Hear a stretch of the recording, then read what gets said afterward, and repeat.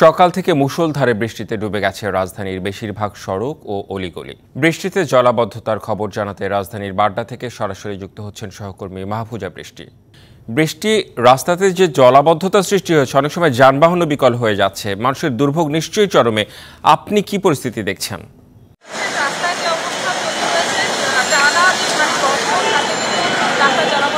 এত পরিমাণ পানি, যার কারণে গর্ত আছে বা সর্স লাইন বা কি আছে কিছু কিছু দেখা যাচ্ছে না, যার কারণে গাড়িগুলো একটু আটকে গিয়েছিল। কারণ রাস্তায় এত পরিমাণ পানি, যার কারণে গর্ত আছে বা সর্স লাইন বা কি আছে কিছু কিন্তু দেখা যাচ্ছে না, যার কারণে গাড়িগুলো একটু সাবধানতা অবলম্বন করে সাইড দিয়ে যেতে গিয়েই কিন্তু আটকা পড়ছে, ফলে ক্ষতিগ্রস্ত হচ্ছে। একটা গাড়ির হেডলাইন ভেঙেছে, তারপরে দুজন প্যাসেঞ্জার আহত হয়েছে।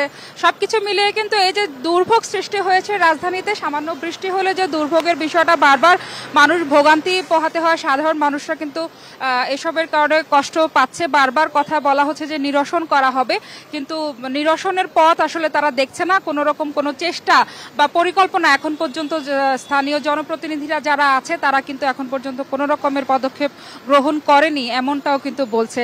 এছাড়া তো রাজধানীর আরও বিভিন্ন জায়গা জুড়ে কিন্তু জলাবদ্ধতা তৈরি হয়েছে।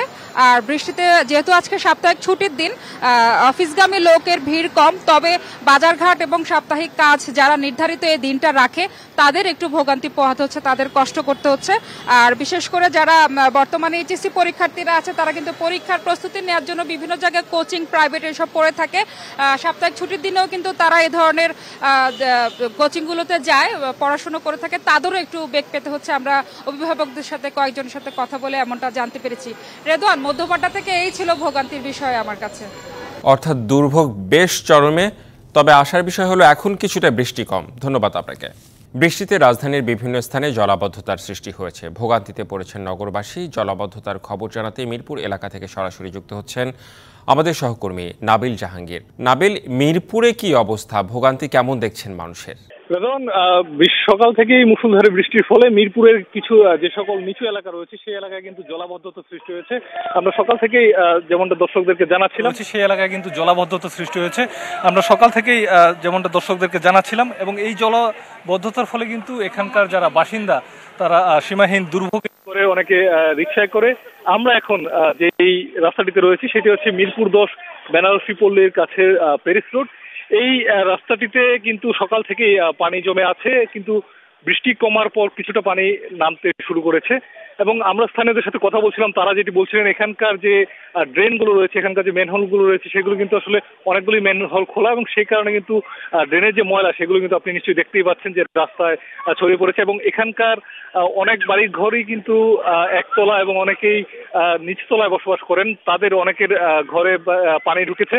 এবং তারা যেটি আসলে আমাদেরকে বারবার জানাচ্ছিলেন যে এই সড়কটি, এই এলাকাটি দীর্ঘদিন ধরে কিন্তু আসলে সুবিধা বঞ্চিত। এই এলাকার এই রাস্তাঘাটটি বিশেষ করে উন্নয়নের কার্যক্রম দীর্ঘদিন ধরে কিন্তু সিটি কর্পোরেশন না।